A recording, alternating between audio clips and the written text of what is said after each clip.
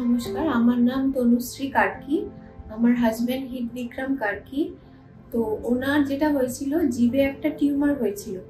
তো সেটা প্রথমে ওনার খেতে একটু অসুবিধা হতো, শক্ত খাবার খেতে পারতেন না, স্পাইসি খাবার খেতে পারতেন না, খেলে প্রবলেম হচ্ছিল। তো ইমিডিয়েটলি আমরা যখন ডক্টর দেখাই তখন এমআরআই এবং আরো অনেক কিছু টেস্টগুলো করে দেখা গেল যে ওটার মধ্যে একটা টিউমার আছে। এবং তারপরে বায়োপসিও করা হলো। বায়োপসিতে প্রথমে এখানে কয়েকটা জায়গায় আমরা করিয়েছি বায়োপসি, একটা দুটো জায়গায়, কিন্তু সেখানে কার্সিনোমা ধরা পড়েনি।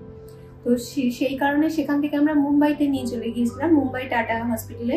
সেখানে সমস্ত ইনভেস্টিগেশন করার পরে কার্সিনোমা ধরা পড়লো, কিন্তু ওখানে এতটাই মানে ডেটের প্রবলেম হচ্ছিল। তো ওখান থেকেই স্যারেরা এখানে আমাদের মেডিকা হসপিটালে ডক্টর সৌরভ দত্ত এবং ডক্টর হর্ষ স্যারের কাছে আমাদের রেফার করেছিলেন। ইমিডিয়েট আমরা স্যারেদের সঙ্গে কন্ট্যাক্ট করি এবং অ্যাপয়েন্টমেন্ট নিয়ে এখানে সঙ্গে সঙ্গে এসে দেখাই।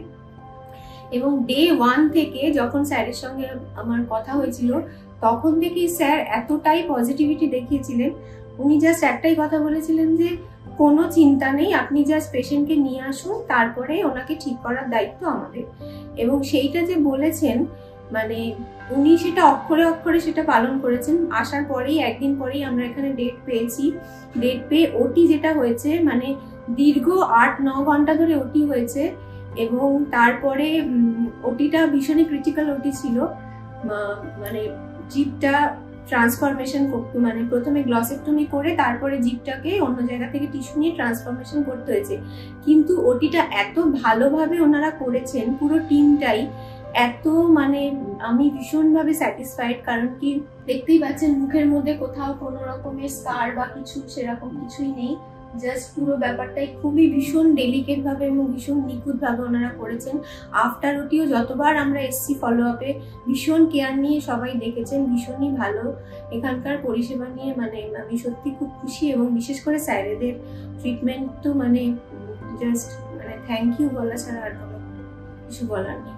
আমার নাম জফর মাতা। আমরা মুম্বাই রয়েছিলাম।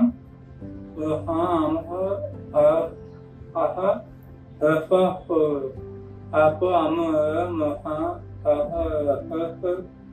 খুব ভালো অপারেশন হলো। এখন মোটামুটি খুবই ভালো আছে। আপনারাও এখন খুবই ভালো।